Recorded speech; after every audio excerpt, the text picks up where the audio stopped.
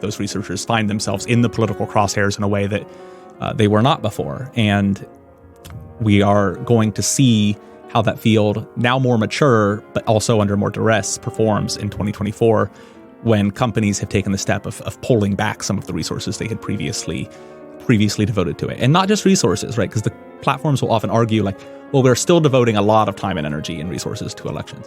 But they're also making policy changes like allowing users to opt out of seeing fact checks on content, right? And these are changes that I think are exposing us to a disinformation risk that we were much more attuned to in 2020. I'm Quinta Jurecic, Senior Editor at Lawfare, and this is the Lawfare Podcast, October 20th, 2023.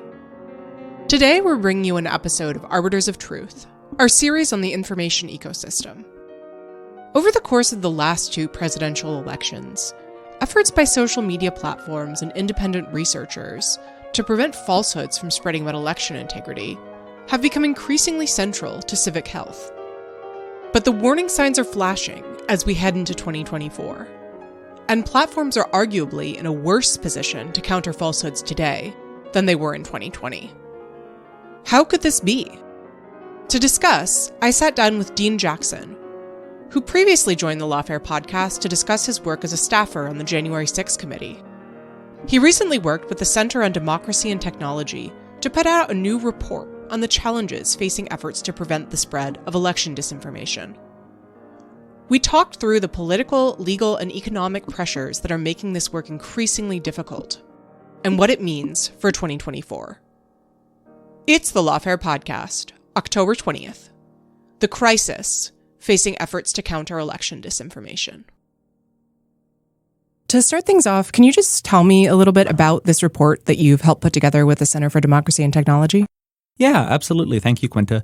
This report came out of really some initial research that they did in 2022.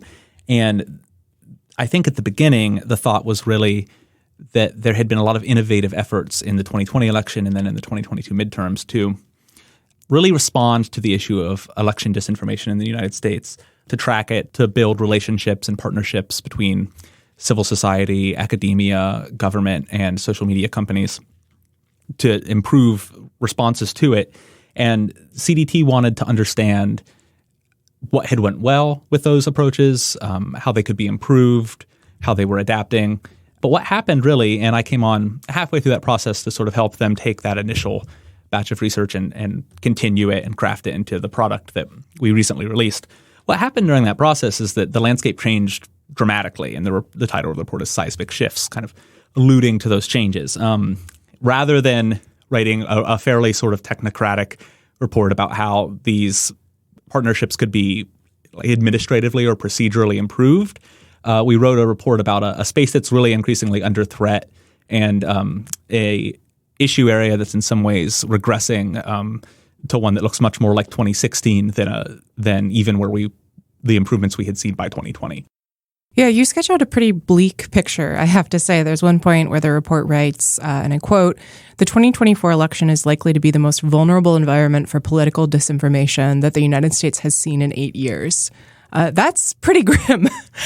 So walk me through the different factors here. I mean, from what you're saying, it sort of shifted into this space as you were writing the report. What factors led us to this place? Yeah, absolutely. It is a bit of a pessimistic forecast. That might be an understatement, but I think it's a realistic one, and to the extent it's too pessimistic, it's a corrective to the inclination sometimes to ignore what have become a very serious series of political threats to this field. But not all of the challenges are political, and I really see three trends that are sort of generating the shifts we are discussing. The first trend, I'll just very briefly say, is technological, where everyone is talking about generative artificial intelligence seemingly all of the time. There are big questions about how that's going to impact elections going forward. There are 50 elections around the world next year. We're kind of living through a real-time experiment in how this technology is going to change things. You know, I walk through in the report a sort of nascent discussion of, I think we're all very familiar with the way the threat is often described in media, right? That there will be kind of synthetic audio and video of political candidates that'll mislead the public. No one will know what is true. Disinformation will be produced on an even more industrial scale, an exponential or infinite increase, it's sometimes called. And I think all of that's very possible. The questions are, will this be, you can produce it, but can you distribute it? Can you get it in front of eyeballs?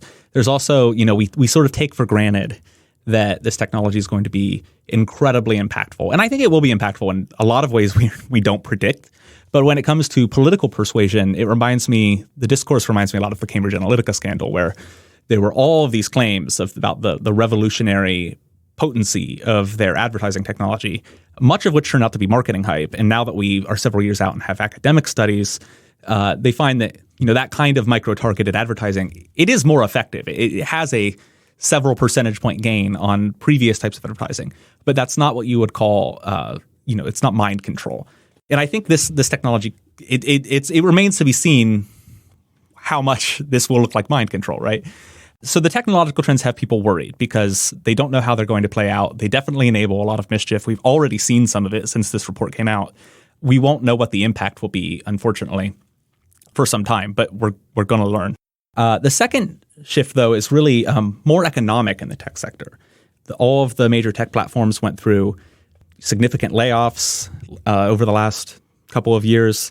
This means that outside partners, advocacy groups, voter protection groups, researchers, they have fewer touch points in those platforms. The relationships that they had in 2020 actually ended up being, and I should say this was an interview-based report, so we talked to a lot of people about this work, but those relationships ended up being not very institutionalized in many cases, often very personal. And so when that person leaves the company, you no longer even have anything but a info at email address to reach out to. And in the case of Twitter, I think we've all seen how those auto-reply now. So those layoffs have really made those relationships more strained than they already were. But I also want to say that, you can't blame it all on the layoffs. We can't let the layoffs sort of overshadow longer standing issues or even new issues in the way tech platforms are positioning themselves politically going into 2024. Even in 2020, the majority of the content that the researchers and advocates that I interviewed, the majority of the content they reported to platforms went unactioned, right? They don't always even respond when they get tips about potentially violative content. And even when they do respond, they don't always moderate it. They often disagree with the interpretation that civil society actors have about their policies. And there's a case study in the report that I think is really interesting because it sort of shows this dynamic from multiple sides. Common Cause found what they felt was a particularly egregious example of targeted harassment of an election worker, alleging that they were complicit in ballot fraud and telling people that they should try to identify this individual, which could potentially have physical or lethal consequences for them. And they reported this into one of the platforms, which did nothing. There was no response. And so they approached ProPublica with this piece of content and their experience, and ProPublica published a story on it. And that led actually to the platform changing their policy on targeted harassment to explicitly include election officials, which it had not before. And if you go, the platform was Facebook, and if you go to Facebook's policy changelog, which to their credit, they maintain so you can see previous versions of a policy and they highlight what has been changed between them, you can see that very shortly after that ProPublica story was released, they do make a change. The only change between those two versions of the policy is to add election officials to the category of individuals. So what Common Cause, I think, would say is we had to go to media to get enough attention on this for platforms to feel pressured to take action against this content. What platforms, I think, would say is, well, until you forced us to consider it, this wasn't a violation of policy, even though I think the spirit of the policy, you could argue, would imply that election officials deserve to be protected from targeted harassment, right? They're consequential in the same way all of the other people on the list are. Some people on platforms, when I interviewed them, said, it bothers them when they feel like nonprofits use media attention for publicity and fundraising purposes. But in this case, they had to use media attention as leverage to get policy change. And so the dynamic there is, is already strained. And after all of the trust and safety layoffs, I think that kind of dynamic has just gotten worse to the point where some groups are not walking away from these relationships entirely, but really recalibrating their work, putting more emphasis on things like working with election officials, doing counter messaging, and kind of putting fewer eggs in the basket of working with platforms to improve content policy. It's also worth noting that policies have changed. Platforms have rolled back policies against denying the results of the 2020 election. All of the platforms that banned Donald Trump after the January 6th insurrection have allowed him back on. I didn't have to do these things, right? And these are actually steps backward from a trust and safety standpoint, I would argue, and just show that, those aren't things that are affected by layoffs, right? Those are policy judgments that platforms are making. They also kind of bring us to a point I'd like to make about Twitter, which is Twitter often gets a lot of press coverage, especially since Elon Musk's takeover of the company, for taking controversial actions like letting Trump back on or like very dramatic workforce cuts. But other platforms will then often take the same or similar action later with sort of less coverage. So Twitter, in a way, actually is providing cover for things that are more industry trends than Twitter specific. It also brings us to the third set of trends these groups are facing, which are the political trends. You have Elon Musk releasing the Twitter files, the so-called Twitter files, which are then cited by Jim Jordan in House Judiciary hearings. He then issues subpoenas to several researchers, especially those at Stanford and the University of Washington, who were part of the Election Integrity Partnership. And we should say that while we're recording this, Jim Jordan is perhaps moving toward becoming the Speaker of the House, so that pressure may only continue. Yes, if I do not refer to him as Speaker Jordan, it's not a sign of disrespect so much as a sign of me being in a podcast studio without access to breaking news, literally happening as we speak. But yeah, so, there's all of this sort of political backlash around the enterprise of not only content moderation at tech platforms, but independent researchers who are trying to improve the practice of content moderation and protect our elections from disinformation, mostly coming from actors on the political right who have been sort of complicit in spreading election disinformation themselves, right? People who are complicit in the big lie about the 2020 election. This is accompanied by a campaign of other legal and rhetorical harassment, hit pieces from hyperpartisan media, online trolling, frivolous lawsuits. For those who work at public universities, they can be burdened with sort of superfluous FOIA requests.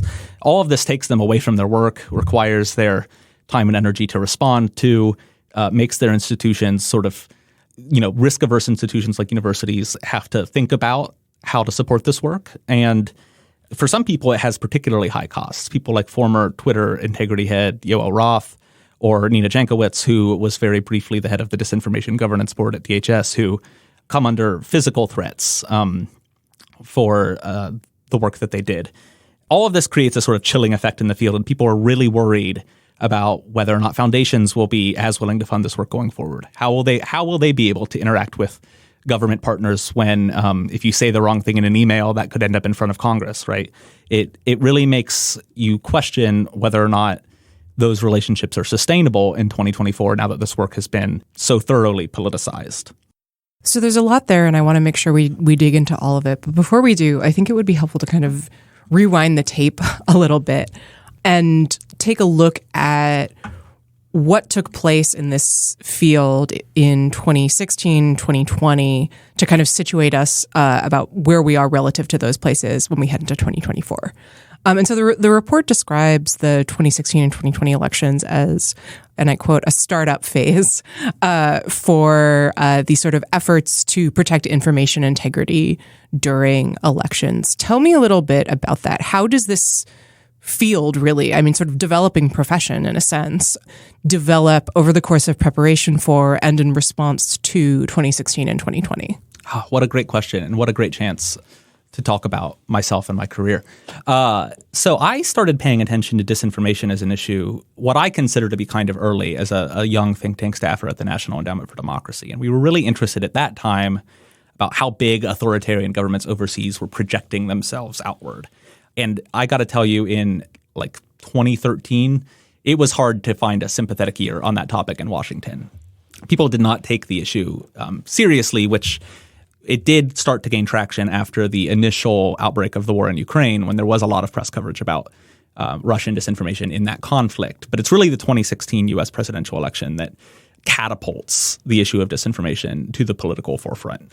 Important to note that disinformation, especially even social media disinformation, was not invented in the 2016 U.S. election, right? You can find examples from Kenya, from Syria, from many other political contexts where this is percolating, but 2016 U.S. election is the big one.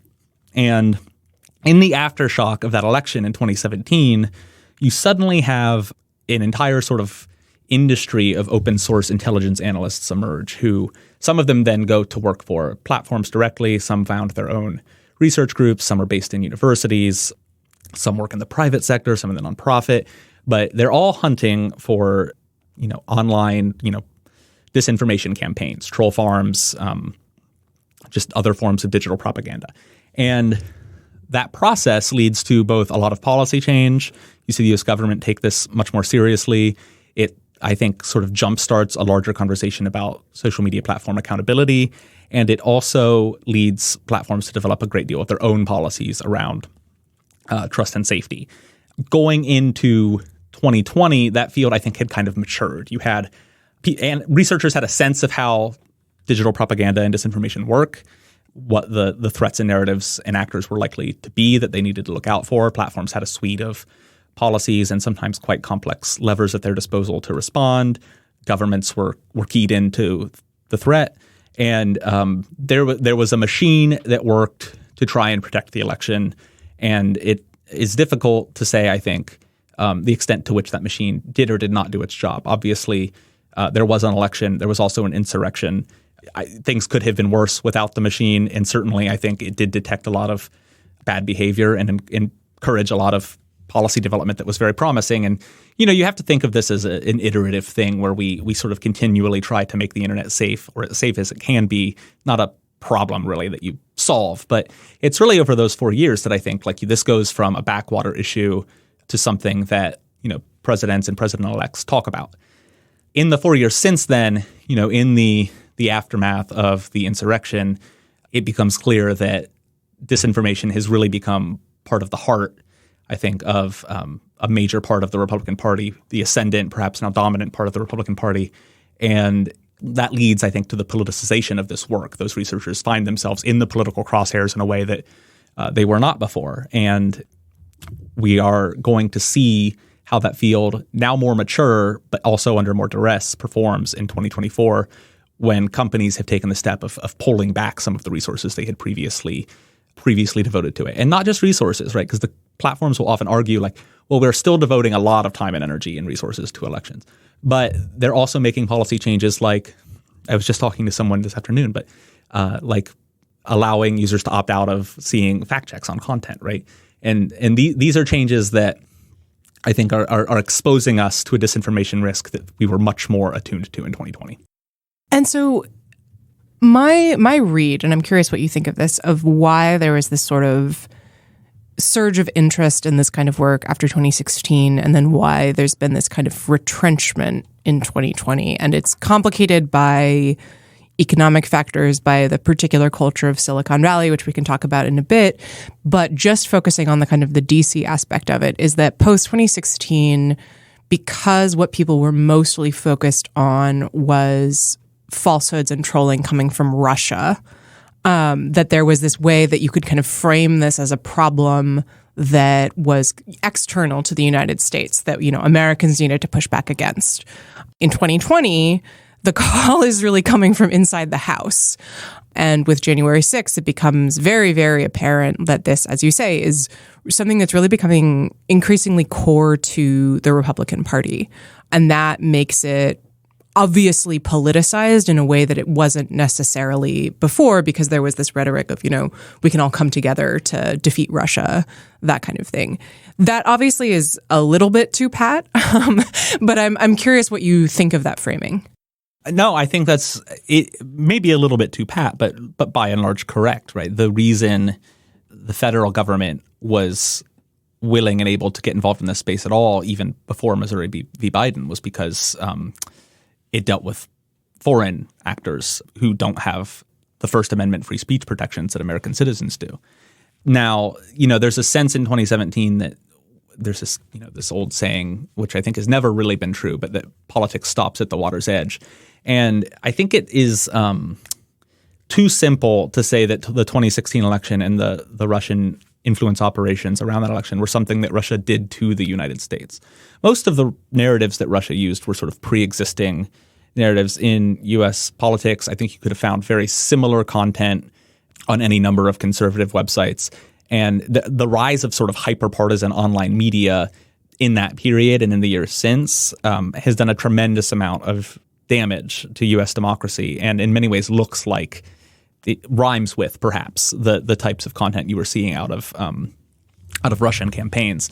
And of course, there's also the whole question of the Russia investigation, right? There was a question of whether or not there was participation, let's say, in this from members of the Trump campaign, which was just such a political sensation for years, and sort of goes right into Trump's first impeachment, where he's sort of accused of activity that looks kind of similar, right? Conspiring or attempting to conspire with a foreign leader to release material that would be damaging to his political opponent. And so there's a way in which, yes, this is a foreign policy challenge. We can all coalesce around it because it's a matter of U.S. national security. And yet we can't, because it is also very much about us. And so you find the Republican Party, which had previously been, I think, fairly Russo-skeptic, I would say, suddenly warming quite a bit toward Moscow in their foreign policy approach. The two parties have really flipped on Russia in the last several years, and it's been astounding to watch. And that's driven, I think, entirely by our own domestic dynamics. And so the foreign and the domestic are two sides of the same coin. It might be an American conceit that we can separate the two as cleanly as we try to. Politics, as it turns out, doesn't always stop at the water's edge. So you mentioned Missouri v. Biden, and I think that's a really key kind of touch point in understanding the political and the legal aspect of what we're talking about here. Can you tell our listeners a little bit about what that case is and where it came out of? Yeah, absolutely. So Missouri v. Biden is a case that was filed by the Attorney General of Missouri and I believe joined by Louisiana, really alleging that the federal government had overstepped its bounds in 2020 in certain communications with social media companies around the COVID-19 pandemic and the 2020 election, and then following the election between the Biden administration and those same companies. Much of it is based on email correspondence between people in law enforcement agencies at the National Institute of Health and also in the White House. And the allegation is essentially that these companies were, to use a term of art, jawboned. This term is becoming, I only recently sort of encountered this term. It's becoming increasingly common, but to explain to people who might not be familiar, this really refers to the informal use of government authority to coerce private actors, not necessarily always, but often on speech-related issues. It's particularly important for intermediaries like platforms because the platform is less invested in whether that speech sees the light of day, right? They need to maintain a good relationship with the government. And so there's a strong incentive to just sort of make those problems go away by acquiescing to government requests, even when the government has overstepped its authority and can't actually force the platform legally to take that content down. So there's a history of case law around jawboning going back to the case of Bantam Books versus Rhode Island, essentially found that this type of coercion is a violation of First Amendment rights, right? The government is allowed to persuade. The government also has a First Amendment right to speak, but it can't coerce because you have these rights, and the fear of some kind of regulatory or other retaliatory action by government can force you to take actions that legally you can't be compelled to take. And so the allegation is that this is how certain conversations between the government around COVID-19 and the 2020 election unfolded. I would say, and that's not really held up by the evidence. There was an injunction in the case that came out of a federal judge in Louisiana that really curtailed the government's ability to interact with platforms at all, issued a very broad prohibition on large swaths of the federal government from engaging with social media companies around matters of content. And also, I think, notably made the same prohibition for government and independent researchers, which was incredible for a number of reasons. The first is that I can say on this podcast that I thought those allegations were flimsy, that if you go into the emails and actually read the messages, that there are not clear threats. Platforms often did not take action when governments pointed out content to them. The tone of the emails is typically something like, we thought you would like to be aware that we found this content, which may violate your policies. In the case of the NIH communications, platforms were actually sort of very happy to have government expert support to help them craft their policies because that's what public health experts are for. And that's actually a very healthy form of communication that I think you would want. But also there are simply just sort of factual inaccuracies in the injunction, right? And Stanford in particular files a brief that makes the allegation that things were attributed to researchers that they did not in fact say. And so this injunction causes quite a stir within government. You have federal agencies canceling meetings about things like cybersecurity with private companies because they just don't know anymore where the line is. Where are we allowed to talk or are we not allowed to talk? Let's get that meeting off the calendar until we figure that out. The injunction is overturned, though, and in particular, one of the findings that stood out to me was in the ruling overturning the injunction, found that there's really no basis for barring the government from talking to independent researchers. Those researchers have a right to speak to their government. And so that alone is sort of far and beyond the line. But it also found that there are many good reasons and very little sort of firm evidence to keep the NIH or DHS or the FBI from having anodyne conversations with these companies. Now, it's not to say that there's no circumstance in which they could jawbone, and we have to be cautious about that. And there are recommendations about that in the report, which we can talk about. But this is going to go to the Supreme Court, and it's not totally clear how the lines are going to be redrawn. I will say that, I think the least permissive form of communication in that batch of communications are things coming from the White House, right? Because these are people close to the president who have less of a, let's say, like administrative reason to talk to platforms. And so the tone of those emails matters a lot. But I don't think anything in them sort of rises to the level of there will be a specific regulatory hammer that will come down on you if you do not remove X type of content. So that's the history of the Missouri v. Biden case. Let me play devil's advocate for a moment, because I think that there is a way to tell this story that focuses on the Republican Party largely sort of using legal and political tools, and that also comes in the form of congressional oversight to push back against this kind of research. There's another way you can tell this story, which I'm sure is the way that the Missouri Attorney General would tell the story, that Representative or perhaps Speaker Jordan would tell this story, that focuses on, the fact that these are private platforms that are responsible for sort of curating an enormous amount of public conversation that's happening about issues of public interest. They're having these discussions with private researchers and with the government. And, the people should know what those conversations are. That there are, legitimate concerns here about transparency. There might be legitimate concerns about, when we're talking here about disinformation broadly, which, as you acknowledge in the report, is sort of a difficult term to pin down. And I guess the listener should imagine an asterisk every time after we say that. But, when you say we as a platform want to take down health disinformation, for example, how do we define what that is? Is that acceptable that we have that definition hashed out between a private platform and private researchers and, maybe the White House behind closed doors? So wearing my devil's advocate hat, right, you can say it is actually really important to kind of push to hold this process up to the light a little bit. How would you respond to that? I actually think that's very reasonable because it doesn't take much to imagine the shoe being on the other foot, and the fear that many Americans would have if, in a liberal populist president were again in office and empowered to use this same type of pressure to push the platforms to take certain actions. And we don't even have to imagine it, actually. You remember after Facebook decided to label one of former President Trump's posts about the Black Lives Matter protests, in which he said when the looting starts, the shooting starts. Was it even a day before an executive order came out that asked the federal government to review the Section 230 intermediary liability protections that platforms enjoy? Now, that didn't stand and was later overturned, but what an overt attempt to punish platforms. Platforms have a First Amendment right to moderate content, and they have a First Amendment right actually to do it in a way that they see fit.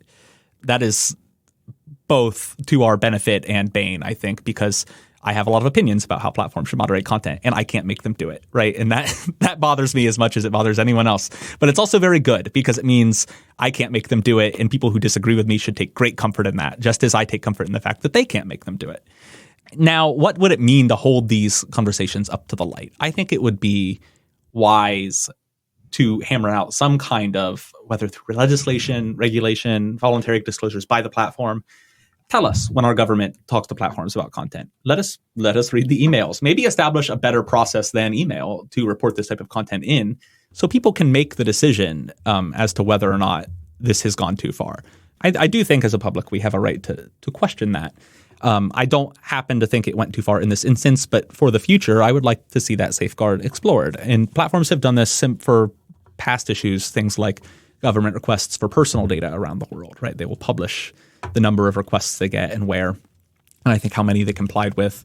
That, to me, whatever mechanism is most appropriate to disclose that type of information, it seems reasonable to me to do so, just to ensure that the threat so many people are worried about doesn't come to pass. But I also think it's really important to remember, I'm invested in that because I think it will prevent future abuse. I don't think doing that will diffuse the political allegations the platforms are facing from the right. I think it's really telling that you hear a lot about the First Amendment right of Americans to speak and how private platforms are infringing on that right, when private platforms do have a right to moderate content. And there are also bills coming out of places like Florida and Texas that are trying to tell them how, right? Trying to prohibit viewpoint censorship, whatever that means. Are there really no viewpoints that you think should be stricken from the internet? What about ISIS propaganda, right? It gets really messy once you get into specifics. Efforts to sort of prohibit them from taking any action against political candidates. Those are, I think, very arguably violations of platforms' First Amendment rights and efforts to force the platforms to carry certain types of speech. That also, I think, is a form of jawboning. I think it's unfortunate that so much of the oxygen right now is taken up by allegations about things that happened in 2020, when it should be noted Donald Trump was president. A lot of the actions that are cited in the Missouri v. Biden case were not actually taken by the Biden administration. That's an important asterisk, something maybe we could point out to presumptive Speaker Jordan.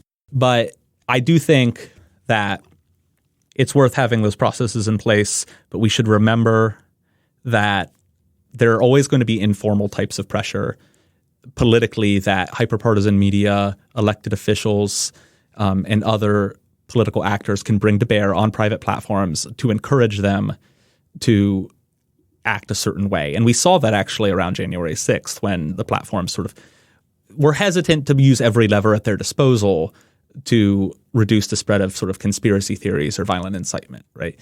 And they were very aware in the years leading up to the 2020 election that certain actions, certain policies might come down on far-right media in ways that could attract political ire from the right. And so they do things like include Breitbart in their news partnerships, or they remove strikes behind the scenes against conservative news outlets and find policy justifications for doing that. And they're very aware that the hammer could come down from the right and they could be punished for taking too strong an action, even though they have to take some action to appease the rest of American society. And so we shouldn't pretend that political dynamic is going to go away just because we make some procedural improvement. So I want to talk a little bit about the specific effects that this kind of pressure has. Because if we're talking about, let's say we want more transparency, we want procedural reforms, that is asking for something very different than it seems like a lot of these political efforts are pushing for, which is for it just to stop. And to some extent, it has been successful in shutting a lot of work down, both sort of along official channels and just in terms of threats and harassment, unfortunately. So can you tell me a little bit about what you found in that space, in that aspect of your report? Yeah, I think people point to what happened to Nina Jankowicz as an early example, maybe sort of patient zero in a sense, of how this type of pressure can actually end counter-disinformation efforts, right? In this case, the Biden administration folded to pressure to shutter a DHS body, which was really a coordinating body, right? It has a kind of unfortunate name, the Disinformation Governance Board, which does sound somewhat authoritarian. But really, the point of this board is to coordinate intelligence across a handful of federal agencies and working groups. It has no real power to censor anything. But it attracts the attention of conservative media, becomes a talking point, and Jankowicz, the woman who was supposed to run it, becomes like a regular fixture on Fox News, is now suing Fox News for defamation. At one point, she hires a private investigator to monitor mentions of her on the deep web because she's afraid of being targeted by far-right activists. That investigator, after a week, is so concerned that he tells her to leave her home. And then, in a matter of weeks, that board is shut down. And, Jankowicz, I think, is sort of offered a different position at DHS, but decides to step away from public life. So we lose a public servant out of this, right? And I think to this day, Nina still probably looks over her shoulder when she walks out her front door. She has continuing legal problems with restraining orders, and the consequences aren't over for her yet. Yoel Roth, I think, would tell a similar story about what happened when he crossed Elon Musk, and Elon Musk released part of his dissertation on kind of the internet and sexuality, but then made allegations that Roth was advocating for pedophilia, which he was not. Go read his dissertation. Can't believe I have to say that, but Roth also has to flee his home, and then is later called to testify before the Judiciary Committee and answer for a litany of alleged sins against speech at Twitter. And so those people, they have really paid a human cost for this work, and that could come for other researchers as well. Most of them have faced a lower category of cost, which are sort of costs in money, time, legal headaches, and maybe just sort of fear. That has not deterred the highest profile of researchers from doing this work. They still care deeply about it and are still out there fighting that fight. They exist within institutions that are sometimes risk averse, and maybe there's always the possibility that those institutions might not stand by them. I don't think that the universities in this instance have done that. I think actually the opposite. But in interviews, people complain to me about the types of support and advice they got from institutions which are risk averse. And in particular, they said PR playbooks aren't well drafted for this type of persistent adversarial pressure from the media. PR playbooks are kind of designed to hold out until a bad news cycle blows over. The thing about this kind of adversarial activist attack is that it doesn't blow over. And one of them told me actually that you will be forced to respond at some point to the allegations. The longer you wait, the less control you have over which allegations you respond to and how. And so they're learning, kind of ironically, after years of studying disinformation campaigns, they're now learning how to survive as victims of one.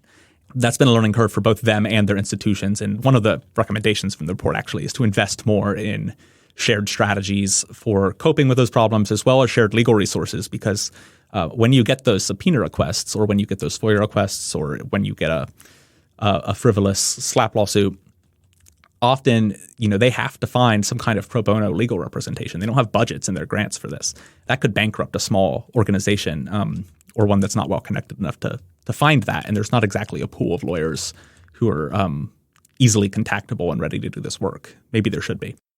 So we've been looking at things when talking about the sort of political pressures from outside the platforms in terms of pressures from politicians looking inward, and also pressures on these independent private research groups and consortia of different groups.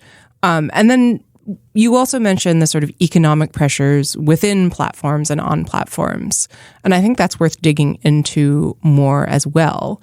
Because as you said, there's sort of tech companies as zero interest rates are no more. They're feeling the belt tighten a little bit. Trust and safety teams are often the first to go because they tend to be a big cost and they don't obviously bring in a lot of money. But as you also pointed out, this has kind of gone along with Elon Musk taking over Twitter and sort of making I think it's fair to say at this point, destruction of the platform's content moderation capability is kind of an ideological project. Do you see those two strands as interwoven, the sort of economic and tech ideological, or are they coming from different places? How do they interact? That's a great question. I'm not sure I've considered it in great detail before, but certainly I don't buy the idea that financial pressure has forced companies like Facebook or Google to make deep cuts to trust and safety teams. They can sort of choose which teams they cut from. They also cut from HR recruiting teams and other teams. I think it's important to note that trust and safety teams, it's sometimes said that they were cut especially deeply, but at Facebook and Google, people told me actually that that's not really true, that the cuts were pretty proportionate. Twitter is the most financially exposed of the platforms. The cuts were deepest there. But it's important to remember that this was when Facebook was pivoting to the metaverse, right? They seemed to find plenty of money for metaverse research. And I haven't spent any time in the metaverse recently. I think that money would have been better spent on trust and safety staffers. So, I mean, I think it's a handy excuse in some ways to sort of divest from an area that is both a cost center and kind of a political headache. Now, they were also looking to reduce headcount because, the days of zero interest rates are over. The COVID sort of tech stock boom had ended. They probably did overhire to some extent, but I think they're also looking to reduce the footprint of those workers in their organization because they've gotten just nothing but headache for those investments and the thorny issues and failures that they spotlight. Now, for Musk, I do think it's ideological. I think that it would be hard to find a practical angle to Musk's acquisition of Twitter. He's done nothing but lose money. He's, as you said, I think just sort of dismantled not only the trust and safety team at Twitter, but sort of the entire social value of the platform. I mean, I left Twitter shortly after Musk's acquisition, and I don't regret it because the people I talk to are still there. Just every week, it seems like it sort of descends further into, madness and obsolescence. Musk was very overt when he took over Twitter that he saw Twitter's trust and safety team as a problem. That, one of the first, I think the first action he took was to fire Vijaya God, right? He kept on Yoel Roth longer than anyone, I think, expected, including probably Roth himself. But ultimately, that relationship was not compatible, and they parted ways, and Musk burned him very publicly, as I described. So, and we should say God was the general counsel and the head of trust and safety at Twitter. Correct? Yeah. And also testified at the Judiciary Committee. Just the act of giving the Twitter files to journalist Matt Taibbi was a political action, right? Meant to feed a narrative, and I think quite successfully did feed a narrative about government censorship and the woke mob. And it's very clear that when he purchased Twitter, when he let all of the various accounts that had been banned for trolling and harassment back on, when you do things like designate cis as a hate term, there's I don't know how to wrap my mind around Elon Musk exactly. Some people accuse him of sort of cultural vandalism. To the extent he is doing that, I think it is because he himself sees himself as the sort of king of the trolls. But that's sort of ideological, right? You're trolling against something. He's trying to make a point. I think that point could be very self-serving. Maybe he's a true believer in it, but there's an element there that definitely goes beyond finance, even if it ties into the financial incentives that all the platforms have. So I want to then, we've gone through economic and political factors. I want to circle back to the sort of tech generative AI aspect, because I feel like in a way this was weirdly one of the more optimistic parts of the report, because there's been a lot of folks over the last year or so sort of saying generative AI is going to cause huge problems. We're heading into the abyss. This is going to allow people to produce falsehoods and distribute them at a mass level. And your report is a lot more cautious in terms of what you say about what this means in terms of thinking about information integrity around elections. What leads you to that caution? Yeah, thank you for asking. And I should say that CDT and I went through the section on generative AI several times very carefully to nail that cautious tone. So it really pleases me that you describe the tone as cautious. We're trying to raise questions and concerns without wading too deep into alarmism, but also without coming off as playing sort of devil's advocate or as being contrarian. All right, we're trying to make a sort of principled point about balance. You say we've heard a lot of alarmism about elections falling into the abyss because of generative AI, and that my take is optimistic. Is it optimistic to say that we might already be at the bottom of the abyss? Well, we can't go further down, I guess. I don't know. I mean, so my personal suspicion, and people smarter than me, I think, will disagree, and so that gives me pause. But my personal suspicion is that we have reached a saturation point for, I don't know if we can swear on this podcast, but for nonsense on the internet. And I can't imagine, we've already seen how persuasive things like lightly edited videos of figures like Nancy Pelosi can be. And if not persuasive, then at least compelling. People like to watch them and share them, and it activates some political animus they have. And that animus is enough to motivate someone to show up to Nancy Pelosi's home with a hammer and attack her husband, right? So we're already in quite a bad place. There's also already so much content that there's more disinformation on the internet than any one person can consume in 24 hours. So when we write that the supply of disinformation will be infinite, well, I can't consume infinite information. I don't have infinite time. And so you get to this point about production versus distribution, and other people have written about, well, will generative AI increase the ability to distribute disinformation, to get it in front of eyeballs? It's not totally clear that it will. Some people talk about like, well, it could be used to more effectively micro-target. We're already using AI to micro-target, right? Micro-targeting isn't done by humans with little wrenches in a lab. We're using AI to do micro-targeting. And we've already had the conversation about the political effectiveness of micro-targeting. As I alluded to at the beginning of this podcast, it was the Cambridge Analytica scandal. And when you look at political studies, political science studies that have been done since that scandal, they have found marginal increases. And politics is often a battle of inches. I'm not trying to suggest that this doesn't matter at all. And I think generative AI will matter, probably in ways that we have not yet predicted. But there will be an arms race there. And just like in micro-targeting, the side that better makes use of technology will have an advantage. But I don't necessarily know that we are on the precipice of an information apocalypse, because I think we might already be post-apocalyptic. Now, I could be wrong, and we have seen since the release of the report some like early examples of what's possible, right? We've seen in the Chicago mayoral election, it's come to light. The story has gotten more press recently that there was a synthetic audio clip of one of the mayoral candidates talking about police brutality in a way that he never said the words, but they were damaging to his campaign. And we don't know if that was determinative. There's not like a study of impact on that.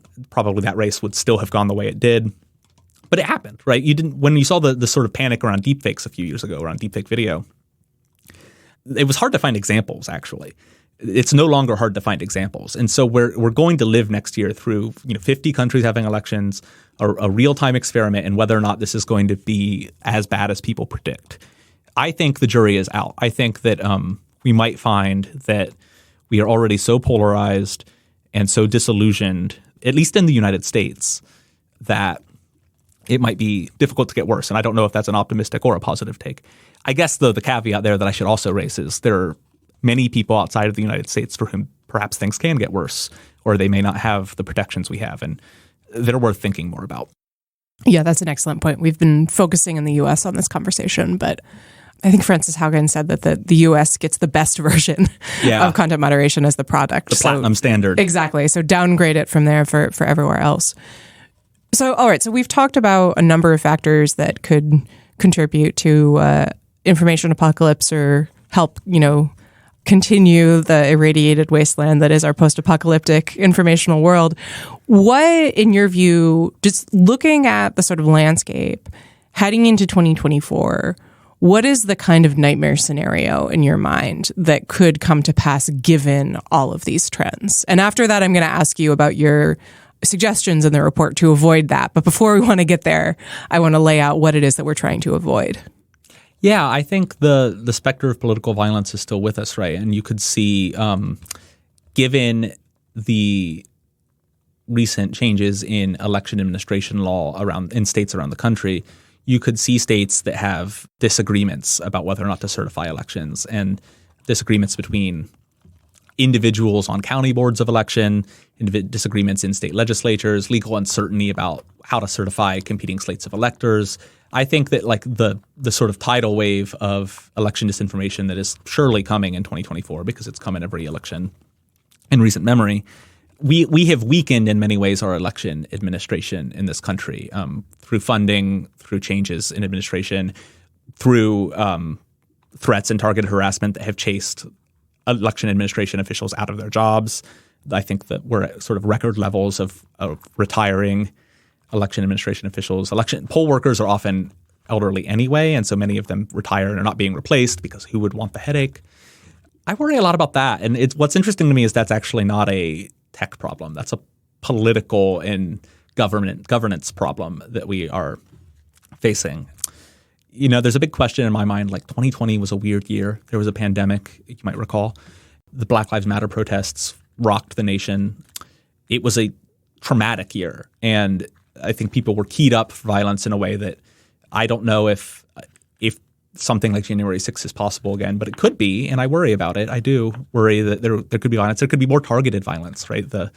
Not to spoil any HBO series, but there was an HBO series that ends in violence at a Wisconsin polling center and making the election impossible to call.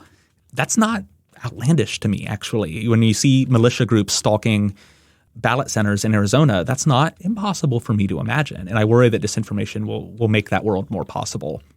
So, yeah, what should we do to stop it? I'm curious to hear how you found the recommendations and which ones you'd like to hear more about. Sure, absolutely. I mean, I will say I was most struck by a line in the report saying, many researchers, this is a quote, many researchers recognize that technology is not solely responsible for disinformation. It's a reflection of deeper societal ills, which will ultimately require combining solutions within the technology sector with solutions beyond it. And the report then points to reforming the first past the post primary system, to, things like ranked choice voting, to looking at the decline of local news. And I think that, that really struck me because I do feel like so many times these reports, will understandably focus on solutions to the fields in which they're looking at. But of course, it's only one relatively small portion of a much bigger problem. That said, I think it's also a mistake to say, well, therefore, there's nothing that we can do.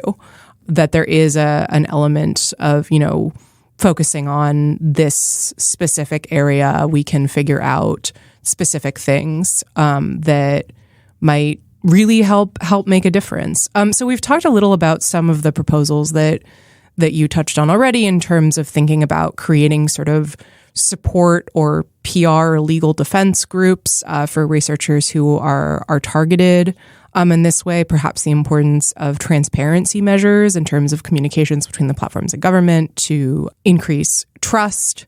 I think one of the key recommendations that you have has to do with thinking about election disinformation as something that doesn't need to happen just in advance of an election, but something that needs to happen round the clock, essentially. This is not, something that clicks on and off. Can you tell me a little bit about that?